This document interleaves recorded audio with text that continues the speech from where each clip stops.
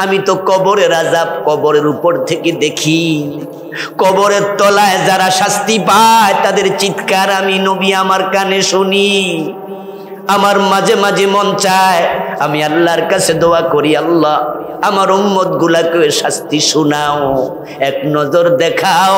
তারা যদি কবরের আযাব দেখতো তারা অপরাধ করতো না, হারাম খাইতো না, নামাজ কাজা করতো না।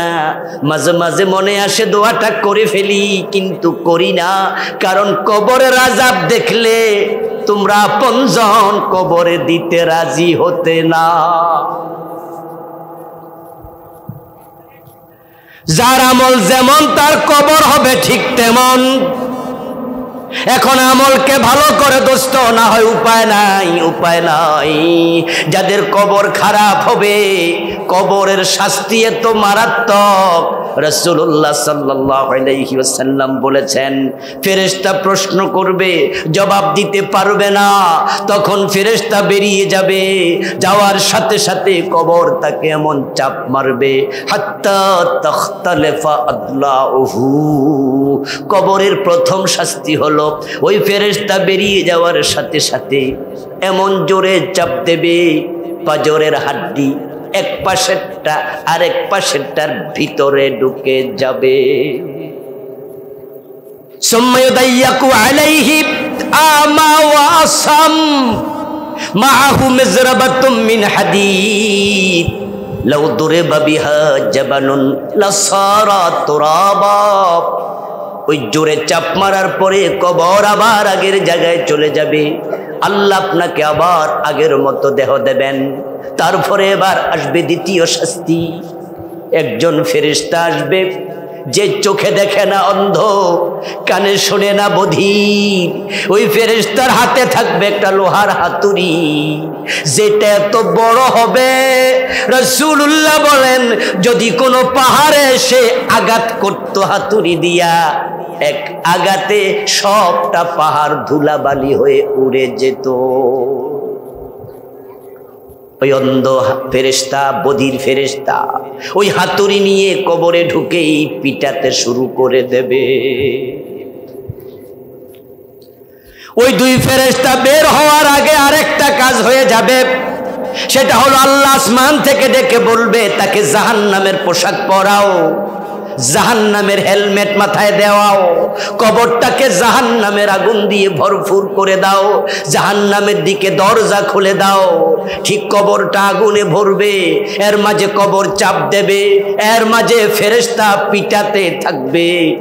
তারপরের ভিতরে তিন্নিন নামক 99টা সাপ আল্লাহ কবরের ভিতরে ঢুকাইয়া দেবে। قال رسول الله صلى الله عليه وسلم لا يسلط على الكافر 99 تنينا تنهسه وتلدغه إلى يوم القيامة لو أن تنينا منها نفخ في الأرض ما أنبتت خضرا। رسول الله বলতেছেন আল্লাহ 99টা সাপ কবরে ঢুকাবে। ওই সাপগুলো কবরে ঢুকে জাহান্নামের আগুনের শাস্তির ভিতরে সবল মারতে শুরু করবে। একবার সবল দিলে 40 বছর তার বিষক্রিয়া থাকবে এবং তার বিষ এত জঘন্য। রাসূল বলেন যদি সেখান থেকে একটা তিন্নিন সাপ দুনিয়ার দিকে নিঃশ্বাস ছাড়ত, তার নিঃশ্বাসের বিষে দুনিয়াতে আর সবুজ গাছপালা জন্ম নিত না। এইভাবে চলবে কিয়ামত পর্যন্ত, কঠিন অবস্থা। তারপরে আবার হাসরের ময়দান আরো কঠিন, তারপরে ফুলসিরাত আরো কঠিন, তারপরে জাহান্নাম এত কঠিন যেখানে ঢোকার পরে আর কোনোদিন মুক্তি পাবে না। তাই কবরের কথা মাথায় রেখে হাত্তা যুরতুমুল মাকাবির, যাচ্ছ তো কবরের দিকে দুনিয়া সাজাও, দুনিয়া সাজাও। রাসূলুল্লাহ সাল্লাল্লাহু আলাইহি ওয়াসাল্লাম বলছেন ও উম্মত আমার সাথে জান্নাতের দিকে চলো, আমি তো তোমাদেরকে পিছন থেকে কোমরে ধরে রাখছি। তোমরা তো আমারে ধাক্কায়া জাহান্নামে পড়ছো। ওই কীট পতঙ্গের মতো, নবী উদাহরণ দেন সেই কীট পতঙ্গের মতো, যে কীট পতঙ্গ আগুন দেখলে দৌড়াইয়া যায়, সে বোঝেও না ওই আগুন তার জন্য জ্বলতে যথেষ্ট, কিন্তু সে ঝাঁপায়া ঝাঁপায়া আগুনে পড়ে। আমি নবী মুহাম্মদ তোমাদের কোমরে ধরে রাখছি, জান্নাতের দিকে টানছি, কিন্তু তোমরা জাহান্নামে ঝাঁপাইয়া কেন পড়ো? আজকের মাহফিল আমরা যারা আসি, নিশ্চয় আমরা তো জাহান্নামে যেতে চাই না, আমরা সবাই জান্নাতে যেতে চাই। এখন জান্নাতে যেতে চাইলে কি যাওয়া যায়? কিছু কাজ আছে, সে কাজগুলো করেন। জান্নাতে যেতে হিন্দুরাও তো চায়, কে না চায়? মাগনা জান্নাত সবাই খুঁজে। যদি আমি জিজ্ঞাসা করতাম জান্নাতে কে কে যেতে চান, আমি জানি 2 হাত সবাই তুলত। আরে হিন্দু থাকলে হে তোলা দিত। আপনাদের গফরগাঁও বাজারে গিয়ে দেখবেন কত হিন্দু ভদ্রলোক মরা বাবার ছবি কবর তার দোকানে টানাইয়া সুন্দর করে লিখে দিছে স্বর্গীয় শ্যামল দত্ত বাবু, স্বর্গীয় দুলাল চন্দ্র ভৌমিক, স্বর্গীয় অমক, স্বর্গীয় তমক, এমনকি লেখা দেখেন নাই? হিন্দুরা এগুলো অ্যাভেলেবেল লেখে। স্বর্গে যাওয়ার শখ তাদের আমাদের চেয়ে কম না, আরো বেশি। স্বর্গীয় মানে কি? স্বর্গে যাবে না গেছে? স্বর্গ আর জান্নাত 2 জিনিস না 1 জিনিস? আমরা কেউ কি বাপ দাদা মরে গেছে কোনোদিন বলেছি আমার বাবার নাম জান্নাতি আব্দুল হাকিম? আমরা কিন্তু বলিনি, এটা বলার সাহসও নাই। বরং আমরা ভাবি আল্লাহ জানে বেহেশত পাইনি, তবে পাওয়ার শখ আছে। আর ও বেটা শুধু শখ না, হে অলরেডি বাপেরে স্বর্গে ঢুকাই দিস। সব থাকলে পাওয়া যায়? জান্নাত আর বেহেশত 1 জিনিস, স্বর্গ একই জিনিস। কেউ বলে চোখ, কেউ বলে নয়ন। শব্দের পার্থক্য, আরবিতে বেহেশত, আরবিতে জান্নাত, ফার্সিতে বেহেশত, বাংলায় বাগান, ইংরেজিতে হেভেন। সংস্কৃতি শব্দ হলো স্বর্গ, জিনিস একটা। আবু বকর জান্নাতি, হযরত ওমর বেহেশতি, দুজন কি 2 দেশে? তো শ্যামল দত্ত স্বর্গীয়। বাহ, কি শখ! কেউ বলে চোখ, কেউ বলে নয়ন, কেউ বলে লাউ, কেউ বলে কদু, কেউ বলে বউ, কেউ বলে বধূ, কেউ বলে আনন্দ, কেউ বলে ফুর্তি। তারা বলেছিল ভাস্কর্য, আমরা বলেছিলাম সেটাই হলো মূর্তি। এ শব্দের চালবাজিতে তারা আলেমদেরকে পেছে ফেলাইতে চাইছে। এই দেশটায় রাস্তার মোড়ে মোড়ে নেতার ছবি বানাইছে। তাদের বাবাকে আমাদের পূজা করতে হবে, লাখ লাখ কোটি কোটি টাকা খরচ করে রাস্তার মোড়ে তাদের বাবার ছবি বানাইছে। আমরা মানা করছি মূর্তি বানাইও না, মূর্তি বানাইলে ফেরেশতা আসে না। নবী মুসলমান, ইব্রাহিমের সন্তান, নবী ইব্রাহিম মূর্তি বানাইতে আসে নাই, ভাঙতে এসেছে। হযরত শাহজালাল মূর্তি ভেঙেছে, মূর্তি বানায় নাই। নবী মুহাম্মদ সাল্লাল্লাহু আলাইহি সাল্লাম 360 মূর্তি মক্কা বিজয়ের পর ভেঙেছে, তিনি বানান নাই। তা আমরা কেন বানাবো? এটা হিন্দুদের কাজ, তারা বানাক। তখন তারা বলছে, এই হুজুররা আপনারা এসব বোঝেন। আমি আজকেও দেখেছি ফেসবুকে কে জানি ছাড়ছে আমাদের নারায়ণগঞ্জের শামীম ওসমানের বক্তৃতা। শামীম ওসমান সাহেবের বক্তৃতা আজকে দেখেছি, পুরান বক্তৃতা। উনি বলতেছে হুজুররা আমাদেরকে ইসলাম শিখায়, এটা মূর্তি না, এটা ভাস্কর্য। হুজুররা বোঝে না ভাস্কর্য। বললো আমিও তো কোরআন পড়ি, দিনে 2 বার কোরআন পড়ি, তাহাজ্জুদ পড়ি প্রতি রাতে 70-80 রাকাত। বলছে না? বলছে না? উনি বুঝাচ্ছে যে উনি অনেক আল্লাহওয়ালা। আমরা বুঝি না মূর্তি আর ভাস্কর্যের পার্থক্য। অন্ধকে হাইকোর্ট দেখায়। আচ্ছা আপনারা বলুন তো, মূর্তি যেটা ভাস্কর্য সেটা না? মূর্তির হাত আছে, ভাস্কর্যের নাই। মূর্তির চোখ আছে, ভাস্কর্যের নাই। মূর্তির কান আছে, ভাস্কর্যের নাই। আসলে পার্থক্য একই জিনিস। আর ওরা বললো যে না এটা ভাস্কর্য, এটা মূর্তি না। শব্দ চেঞ্জ করো কেন? এটা তো চালবাজি, ধোকাবাজি, প্রতারণা। সুদে টাকা লাগাইছে। চাচারে ভাতিজা কয়, চাচা মানুষ তোমার নিয়ে সমালোচনা করে, আমারও কয় তুই সুদখোরের ভাতিজা। চাচা গেছে খেপা, কে বলেছে আমি সুদ খাই? আমি মুনাফা খাই। আরবিতে খায়, এখন আর বাংলায় খায় না। কেউ ইংরেজিতে ইন্টারেস্ট খায়, সুদ খায় না। নাম চেঞ্জ করেছে। বাড়াবাড়ি ভালো না। আলেমদের কথা শুনলে এত বেজ্জতি 5 তারিখে হওয়া লাগতো না। বাড়াবাড়ি খুব খারাপ জিনিস। রাসূলুল্লাহ সাল্লাল্লাহু আলাইহি ওয়াসাল্লাম জান্নাতের দিকে ডাকেন, কিন্তু আমরা জান্নাতে যেতে চাই সবাই, কেমনে যাবেন? ক্বালা রাসূলুল্লাহ সাল্লাল্লাহু আলাইহি ওয়াসাল্লাম মান আহাব্বা সুন্নতি ফাকাদ আহাব্বানি ওয়া মান আহাব্বানি কানা মাই ফিল জান্নাহ। জান্নাতে যাওয়ার ফর্মুলা রাসূলুল্লাহ দিলেন, সেটা হলো যে আমি নবীর সুন্নাহকে ফলো করবে সে জান্নাতে আমার সাথে ঢুকবে। জান্নাতে যেতে হলে রাসূলকে ফলো করতে হবে, উনার সুন্নাহ মানতে হবে। টাকনুর নিচে কাপড় পরে এই অবস্থায় মারা যাবেন, কবিরা গুনাহ করতে করতে মরবেন। রাসূল বলছে মান আসফালা ইজারাহু লা ইয়ানজুরুল্লাহু ইলাইহি ইয়াওমাল কিয়ামা মা আসফালা মিনাল কাবাইন ফিন্নার।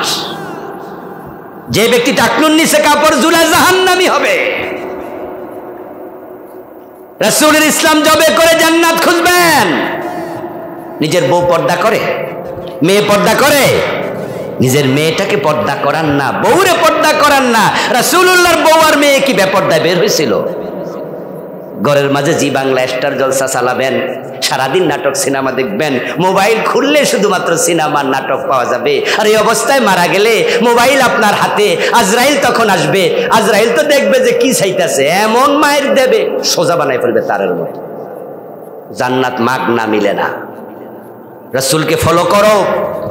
রাসূলুল্লাহ সাল্লাল্লাহু আলাইহি সাল্লাম যে আদর্শ উজ্জীবিত, আমরা হওয়া লাগবে সেই আদর্শে উজ্জীবিত। মনে মনে ভাবছেন যে হুজুর মানিত না, তা না, মানিত। এই যে মসজিদে নামাজে জুমার দিন যাই, তখন সবাই মিলে ঢুকতে কোন পা দেয়, বের হওয়ার সময় মসজিদ থেকে কোন পা। তো রাসূলকে ফলো না করলে কি ডান পা দিছি? এই যে রমজান মাস আসতেছে হুজুর, 10 দিন আমি একা হাফেজ সাহেব 2 জনরে খাওয়াই। বাপ মরছে, 1 খতম কোরআন শরীফ পড়াইছি হুজুর। ইসলাম মানি না তা না, বাড়ির পাশে যে মসজিদটা এসি লাগছে 10টা, 3টা আমি একা দিছি। আল্লাহরে কয়ে দিব আল্লাহ বেহেশত দিবা না, 3টা এসি দিছি। ইসলাম মানি না কইলো কেডা? মানি তো। তাহলে সব মানেন? সব কি আর পারি হুজুর? আপনারা হুজুর মানুষ, আপনারা তো কইবেনি। আল্লাহর কিছু কিছু দিয়া বলবো আল্লাহ জান্নাত দেও, এই হলো আপনাদের অধিকাংশের চিন্তা। কিন্তু আল্লাহ কোরআনে কি বলে? উদখুলু ফিস সিলমে কাফা। ইসলামে যখন ঢুকছো পুরা ঢুক। আংশিক ইসলাম মেনে জান্নাত খোঁজো না। আল্লাহ এত বড়, তিনি এত মহান, তিনি চান মানুষ যেন কমপ্লিট সারেন্ডার করে। আংশিক সারেন্ডার হয় না, ইসলাম আংশিক হয় না। হযরত আদম, হযরত হাওয়া জান্নাতে আল্লাহর একটা কথা শুনে নাই, আল্লাহ জান্নাত থেকে বের করে দিছে, কাপড় চোপড় খুলে রেখে দিছে। ইবলিস শয়তান আল্লাহর ইবাদত করতে করতে ফেরেশতাদের সাথে চলতো। হাদিসে পাওয়া যায় জমিনে 5 আঙ্গুল জায়গা পাওয়া যাবে না যেখানে ইবলিসের সিজদা পড়ে নাই। কিন্তু আল্লাহ বলছে আদমরে সিজদা করো, ইবলিস মানে নাই। আল্লাহ তার ঈমানটা কাইরা নিয়া কাফের বানায়া দিছে। আর আপনি ডজন ডজন বাদ দিছেন। কোরআনে আছে সুর ধরে হাত কাটো, কাটলেন না। ডাকাত ধরে শুলে দাও, দিলেন না। জেনা করলে 100 বেত লাগাও, লাগালেন না। আল্লাহর জমিন আল্লাহর আইনে চালাও। রাসূল তো 10 বছর মদিনা চালাইছে কোরআন দিয়ে, আপনি তো চালালেন না। আপনি অর্ধেক মানেন, অর্ধেক মানেন না। এখন আদমরে আল্লাহ ছাড়লো না, একটা শুনে নাই। আদমের সন্তানরে ছাড়বে কেন? আদম একটা অপরাধ করেছে, মাপ পাইছে তাওবা করে। এখন আমরা যে অপরাধগুলো করি, মাপ পাইতে হলে তাওবা দরকার আছে না নাই? তাওবার দরজা কি বন্ধ না খোলা? তো তাওবা করেন না কেন? কয় তাওবা করবো হুজুর মরার আগে দিয়া, পোলা মাইয়া দৌড়াইয়া যাবে মসজিদে, হুজুর ডাইকে আনবে, তাওবা পড়াইয়া দেবে। এটার নাম কি তাওবা? এটা তাওবা না। কোরআনে আল্লাহ তাআলা বলেন ফাতুমিনুনা বিবাদিল কিতাবি ওয়া তাকফুরুনা বিবাদ ফামা জাযাও। ইসলামের কিছু মানবা, কিছু মানবা না। শুনে রাখো বান্দা, যে অর্ধেক মানে তার জন্য আমার কাছে কোনো পুরস্কার নাই। আখিরাতে পুরস্কার একটাই, সেটার নাম জান্নাত। আখেরাতে কি জান্নাত ছাড়া আর কোনো পুরস্কার আছে? তো আল্লাহ বলে অর্ধেক মানবা, আমার কাছে জান্নাত নাই, পুরস্কার নাই। কোরআনের আয়াত এটা, আমি কিতা করতাম কোন? আপনাদের কাছে আমার অশক্ত মনে হচ্ছে, আমি জানি এটা, কিন্তু কি করব বলেন তো? আল্লাহ বলতেছে, তো আমি নরম করার অধিকার আমার কোথায়? আদম একটা কথা শুনলো না, আল্লাহ জান্নাত থেকে বের করে দিয়েছে,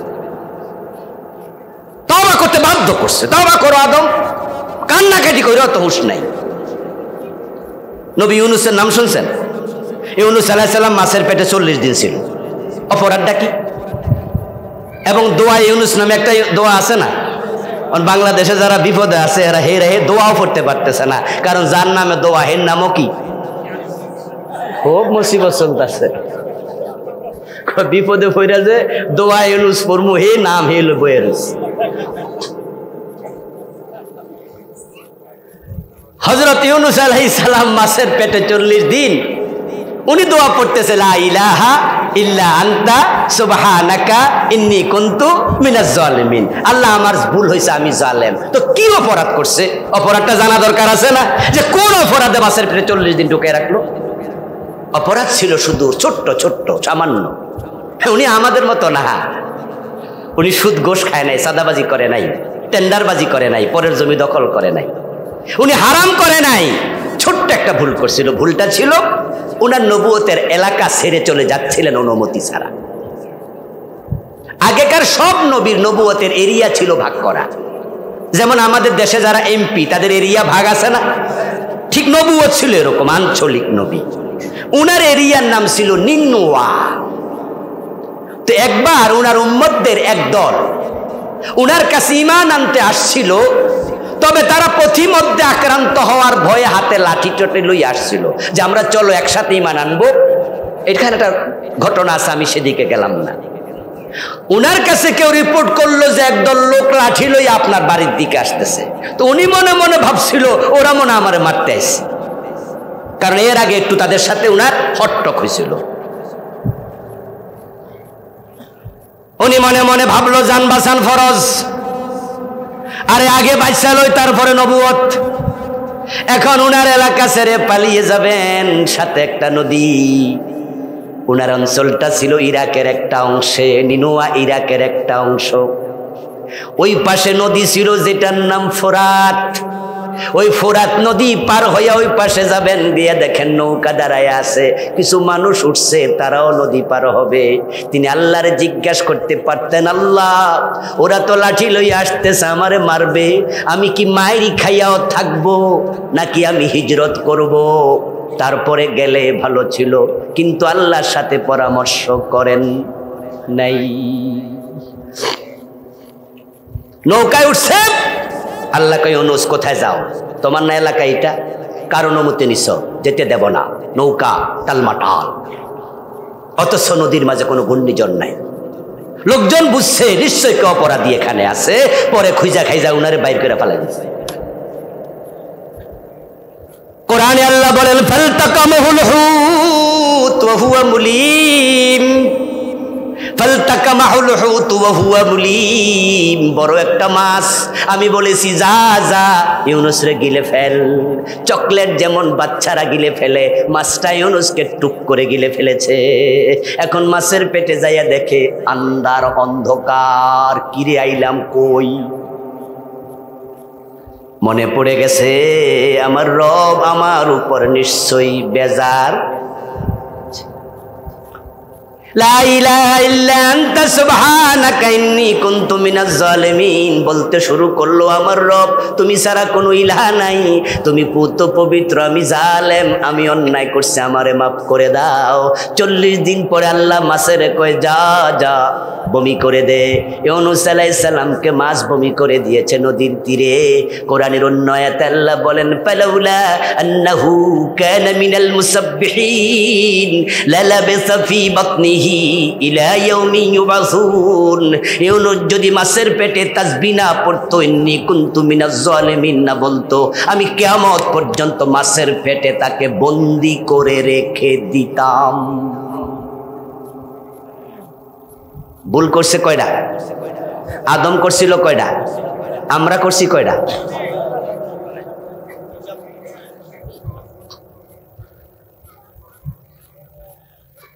অর্ধেক নিয়ে মরবেন না, আল্লাহ অর্ধেক নেয় না। এই যে কিছু মানি বাকিটা মানি না। 92% মুসলমানের দেশ, কোরআনের আইনে কেন চলবে না? কেন চলবে না আমি তো বুঝি না। আপনারা ব্রিটিশ থেকে আইন হাওলাত নেন কেন? কোরআনে আইন আছে না? এটা আমাদের জন্য যথেষ্ট না? হাদিসে আছে না? যথেষ্ট না? ব্রিটিশরা তো সব ধান্দাবাজ ছিল, ওরা আইন বানাইছে চোর ধরে জেলে দাও। আচ্ছা, আপনারা সবাই মিললে যে আইনটা মানলেন, আপনাদের একটু বোঝা দরকার না? চোর তো খারাপ মানুষ, চোর তো আমরা কেউ পছন্দ করি না। হেরেদে ধরে জেলে দিলেন, জেলে 6 মাস থাকলো, ভাত খাইছে কার? সরকারের টাকা পাইলো কই? তো আমরা কি সরকারের এই চোরের ভাত খাওয়াইতে টাকা দিছি? কারণ চোর তো খারাপ মানুষ। হেরেদে 6 মাস জেলে দিলেন, বেটা বিদ্যুৎ ব্যবহার করে না, লাইট ফ্যান, বেটা বিল দেয়, 3 বেলা খায় না, টাকা দেয়, গোসল করতে পানি খরচ হয়, পানির টাকা দেয়। তো বেড়ারা 6 মাস যে খাওয়াইলেন, আমরা টাকা দিছি চোরের খাওয়াইতে। 6 মাস পর যখন বেটা বাইর হইল, তখন কি আল্লাহর ওলি হয়ে বাইর না ডাকাতি হয়ে বাইর হয়? তো আরো খারাপ হেন হইল। কি হলো এটা? বরং ইসলাম দেখেন কত সাইকোলজিক্যালি কত আপগ্রেড, কত চমৎকার। যদি চোর চুরি করে খাদ্যের অভাবে, ইসলামের নির্দেশনা হলো হাত কাটা যাবে না। অভাবে চুরি করলে হাত কাটা যাবে না। আমাদের এই পাইকারি ওয়াজ শুনে অনেকে মনে মনে বলে, খাইছি রে, ইসলাম তো খুব কঠিন, হাত কাটা ফেলবে। ও দোস্ত, অভাবে চুরি করলে হাত কাটবে না। হযরত আলী বলেছেন, তিনি খলিফা ছিলেন, ইসলামী রাষ্ট্রের প্রধান ছিলেন। তিনি বলছেন, কোন রাষ্ট্রে যদি খাদ্যের অভাবে, রুটির অভাবে কেউ চুরি করে, চোরের হাত কাটবে না। ওই রাষ্ট্রপ্রধানকে অপসারণ করো, যে খাদ্যের অভাব মিটাতে পারে না, রাষ্ট্রপ্রধান থাকার অধিকার তার থাকে না।